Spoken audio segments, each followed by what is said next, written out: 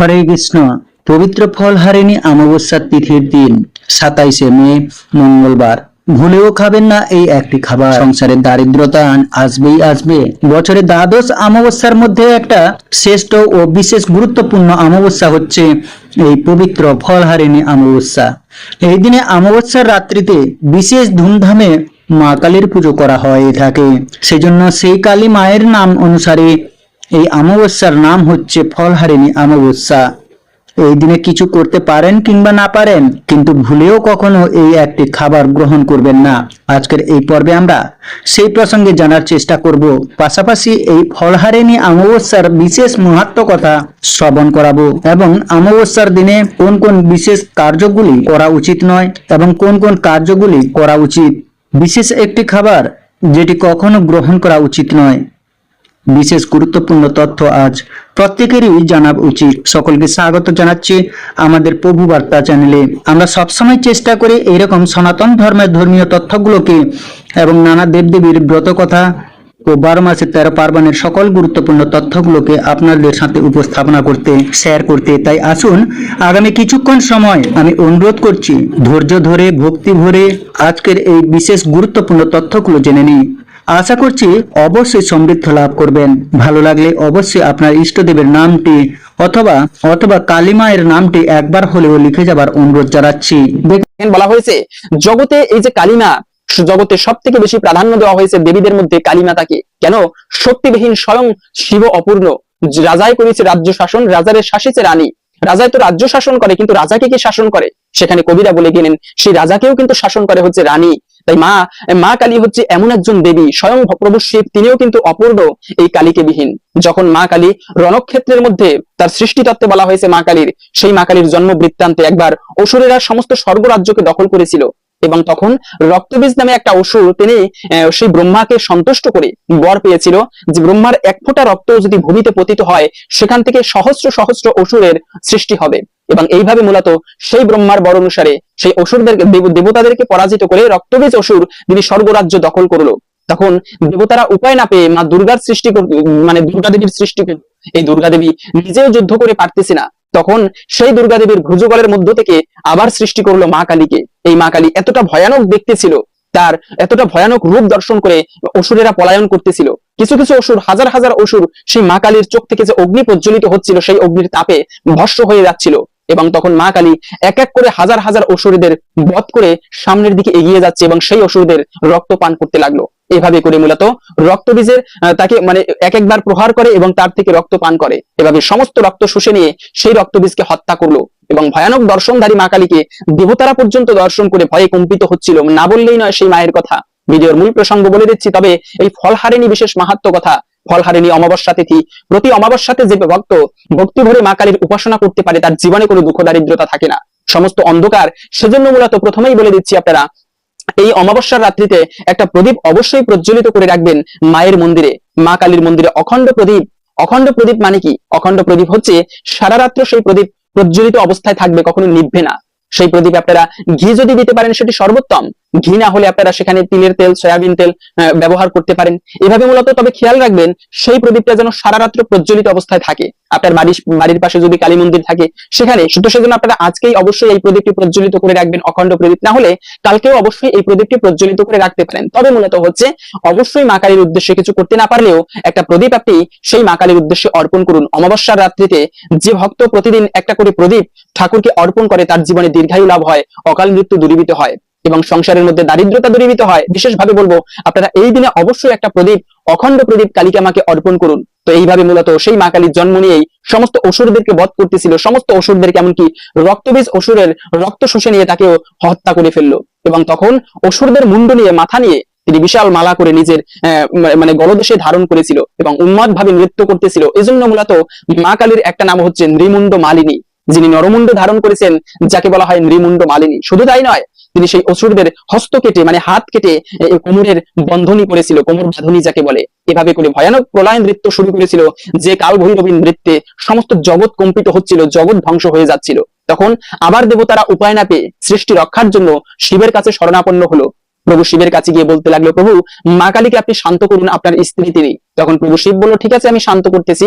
কোনো উপায় না পেয়ে, কেননা ওই সময় যদি প্রভু শিব সেই রণক্ষেত্রের মধ্যে দাঁড়াতো মা কালীকে শান্ত করতে, মায়ের কোনো বাহ্যিক চেতনা ছিল না, তখন না ছিল কোনো সাধারণ কোনো চেতনা, তার বস্ত্র ছিল না, একেবারে দিগম্বরী বেশে মা কালী উন্মাদ ভাবে নৃত্য করতেছিল। তখন শিব দেখলো আমি ওই সময় মায়ের সামনে দাঁড়াতে পারবো না। তখন প্রভু শিব এইভাবে মাটিতে লুটিয়ে পড়েছিল এবং নৃত্য করতে করতে মা কালীর একটা পা প্রভু শিবের উপরে গায়ে গিয়ে পড়লো। হঠাৎ তিনি খেয়াল করলো আমার নিচে স্বামী বসা। তখন তিনি লজ্জায় এবং দুঃখে জিহ্বায় কামড় দিয়েছিল। এই জন্য মূলত সেই রূপের আজও বঙ্গদেশ বা সেই রূপের পুজো করে থাকি। মূলত এটা অন্য জায়গায় তেমন একটা দেখা যায় না, তামিলনাড়ুতে এই রূপের পুজো করা। তবে মূলত বঙ্গদেশীরা এই কালী মায়ের বিশেষভাবে আমরা পুজো করে থাকি।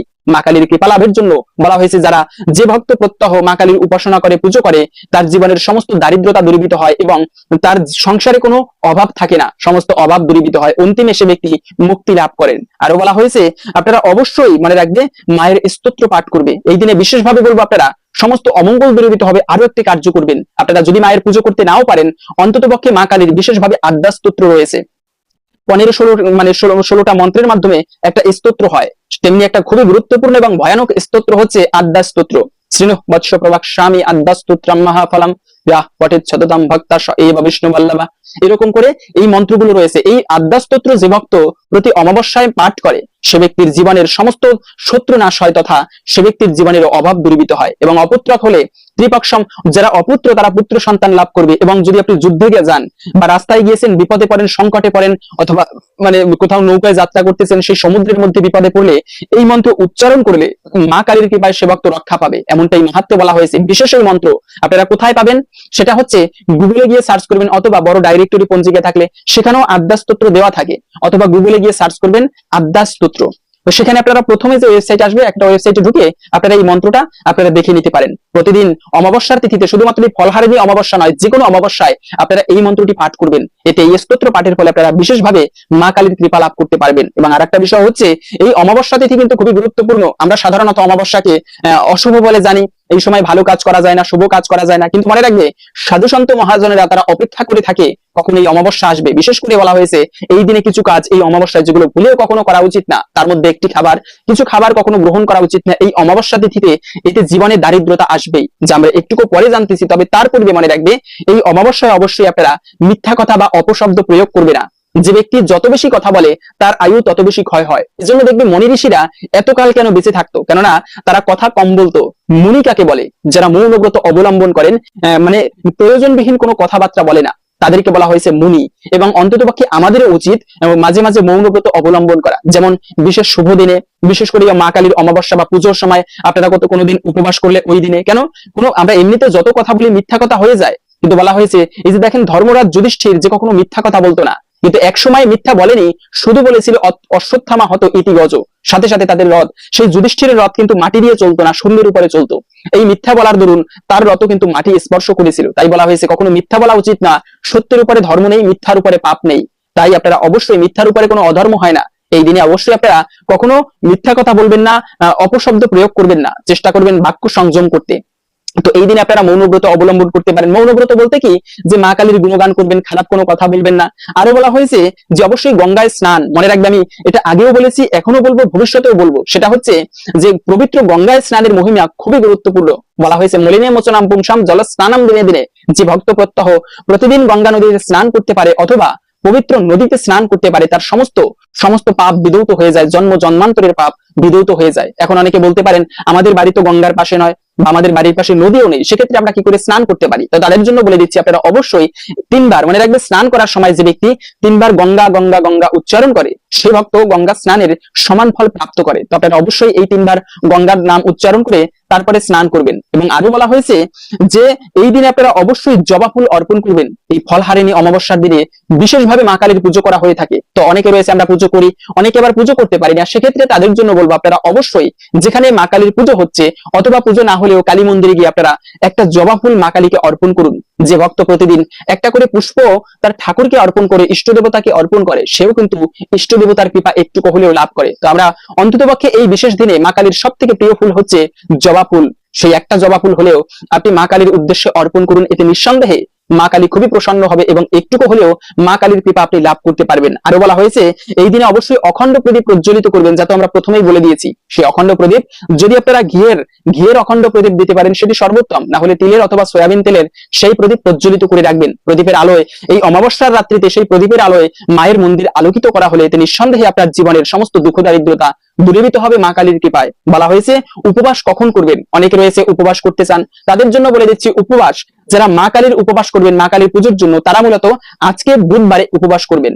আর যারা অমাবস্যার উপবাস করবেন তারা হচ্ছে আগামীকালকে করবেন। তবে মূলত অমাবস্যায় অনেকে উপবাস করে, তাদের জন্য বলবো আপনারা আজকের দিনে মা কালীর উদ্দেশ্যে উপবাস করুন, এতে বিশেষভাবে মা কালীর কৃপা লাভ হবে। আরো বলা হয়েছে যে এই দিনের সব থেকে আপনার প্রিয় ফল, এই ফলহারিণী অমাবস্যা গুরুত্বপূর্ণ একটা অমাবস্যা। এই ফলহারিণী অমাবস্যা কেননা মা কালী তার ভক্তদের সমস্ত জাগতিক ভালো খারাপ কর্মের ফল নিজে নিয়ে নেন এবং সেই ভক্তকে দিব্য আনন্দ দিব্য ফল প্রদান করেন। তাই বলা হয়েছে এই জ্যৈষ্ঠ মাসে মা কালীর সেই ফলহারিণী অমাবস্যা আসে। সেই জ্যৈষ্ঠ মাস বছরের দ্বাদশ মাসের মধ্যে একটা গুরুত্বপূর্ণ মাস হচ্ছে জ্যৈষ্ঠ মাস। তাই এই মাসে বিশেষ বিশেষ রসালো পাকা ফল পাওয়া যায় এবং সেই ফলমূল দিয়ে মা কালীর পুজো করা হয়। কিন্তু আপনার সব থেকে যে প্রিয় ফল আপনার, সেই প্রিয় ফলটি এই দিনে মা কালীকে বিশেষভাবে ভোগ অর্পণ করুন। এতে সেই প্রসাদ আপনি নিজে গ্রহণ করুন এবং সমস্ত ভক্তদের মাঝে বিতরণ করুন, এতেও বিশেষভাবে আপনি মা কালীর কৃপা লাভ করতে পারবেন। আর যারা ভগবানের প্রতি ভক্ত রয়েছে তাদেরকে বলবো আপনারা প্রথমে সেই ফল ভগবানকে ভোগ দিন এবং সেই ভগবানের প্রসাদ মা কালীকে অর্পণ করুন, এতেও মা কালী খুবই প্রসন্ন হয় ভগবানের প্রসাদ যদি মা কালীকে অর্পণ করা হয়। এই যে পুরীধামে মা কালী বিমলা রূপে সেই ভগবান জগন্নাথের প্রসাদ কিন্তু প্রতিদিন পায়। তো আপনারা অবশ্যই আপনারা এই দিনে এই অমাবস্যার দিনে ভগবানের প্রসাদ মা কালীকে অর্পণ করলে বিশেষ করে আপনার সব থেকে প্রিয় ফলটি আপনি মা কালীর চরণে অর্পণ করে আপনার মনোবাসনার কথা জানান, এতে একটুকু হলেও আশা করি মা কালীর কৃপায় আপনার সেই মনস্কামনা পূরণ হবে। ফলহারিণী অমাবস্যা মূলত এজন্যই এতটা গুরুত্বপূর্ণ। আপনার সব থেকে প্রিয় ফলটি মা কালীকে অর্পণ করে মনোবাসনার কথা জানালে আশা করি মায়ের কৃপায় একটুকু হলেও পূরণ হবে। এবং বলা হয়েছে যে মায়ের মহিমা কথা যা তো আমরা জানলাম, বিশেষভাবে বলা হয়েছে মা কালীবিহীন স্বয়ং শিব অপূর্ণ। যে ভক্ত প্রত্যাহ সেজন্য শিব এবং গৌরীর পুজো করতে পারে, মানে হচ্ছে মা কালী এবং শিবের পুজো করতে পারে, সে ভক্ত নিঃসন্দেহে এই জগতে প্রসিদ্ধ হয়ে থাকে। এই যে রাবণ, আমরা রাবণের কথা যে জানি, রাবণ কিন্তু প্রত্যাহ হরগৌরীর পুজো করত, যে কারণে রাবণ জগতে এতটা প্রসিদ্ধ হয়েছিল। তাই আপনারা অবশ্যই মনে রাখবে মা কালীর পুজো করলে কখনো তা কারো নিন্দা করবে না। অনেকে বলে আরে তুমি কালী মায়ের ভিডিও করতেছো, তুমি কি কালী পূজক নাকি? না, আমি কালী পূজক বা আমি শাক্ত নই বা কালী মায়ের ভক্ত হতে পারিনি, তবে চেষ্টা করতেছি ভগবানের ভক্ত হবার জন্য। পাশাপাশি মা কালীর প্রতি আলাদা একটা ভক্তি রয়েছে, সেজন্য মূলত মা কালীর কথা মাঝে মাঝে বলি। তবে যে ভক্ত মায়ের প্রতি ভক্তি রয়েছে, কালী মায়ের পুজো করে, সেই ভক্তের জগতে কোনো দুঃখ থাকে না। ঠিক যেরকম রামকৃষ্ণ পরমহংসদেব মহান মহান ভক্তরা কিন্তু এই মা কালীর উপাসনা করেছিল। আরো বলা হয়েছে যে এই দিনে ভুলেও কখনো মনে রাখবে ভুলেও কখনো এই ফলহারিণী অমাবস্যার দিনে কোনো মায়েকে কষ্ট দিবে না। মনে রাখবে যে শুভ দিনে যে পরিবারে মানে গৃহবধূকে কষ্ট দেওয়া হয়, সেই পরিবারে কিন্তু কখনো সুখ থাকে না, শান্তি থাকে না। আপনারা অবশ্যই মনে রাখবে এই ফলহারিণী অমাবস্যার দিনে বিশেষ করে কোনো নারী জাতিকে কখনো কষ্ট দিবে না। এই যে ভয়ানক মহাভারতের যুদ্ধ সংগঠিত হয়েছিল, কি কারণে? একটা কারণ ছিল সেই নারীকে কষ্ট দেওয়ার কারণ, দ্রৌপদীর বস্ত্র হরণ। এই যে রামায়ণের এত বড় যুদ্ধ সংগঠিত হয়েছিল, কি কারণে? একটাই কিন্তু কারণ ছিল, সেই মানে সীতা দেবীকে অপহরণ করার জন্য রাবণের ধ্বংস হয়েছিল। তাই আপনারা অবশ্যই মনে রাখবে কিঞ্চিত মাত্র নিজের সন্তান হলেও, নিজের যদি কন্যা সন্তান হয় তাকেও কখনো কষ্ট দিবে না।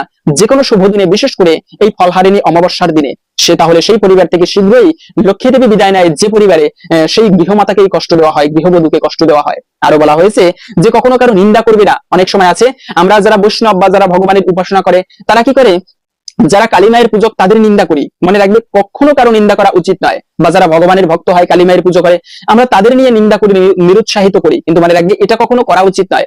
আমি নিজে করতে না পারি, কিন্তু যারা করে কখনো তাদের নিরুৎসাহিত করব না, নিন্দা করব না। এতে কিন্তু কালী মা ভীষণ ভাবে রুষ্ট হয়। আপনারা কখনো ভুলেও এই কাজগুলো করবেন না। তার মধ্যে আরেকটা কাজ হচ্ছে মদ্যপান বা নেশা করবে না। আমরা অমাবস্যার দিনে মনে রাখবে বেশি বেশি নেশা করি কি পুজোর সময়, বিশেষ করে কালী পুজোর দিনে। ভুলেও কখনো কোনো ধর্মীয় অনুষ্ঠানে নেশা করতে নেই, মদ্যপান করতে নেই, এটাকে খুবই অশুভ বলা হয়েছে। মনে রাখবে এই পুজোর দিনে মা কালীর সামনে নেশাপান করে মাতাল হওয়া, এতে কখনো মা কালী প্রসন্ন হয় না।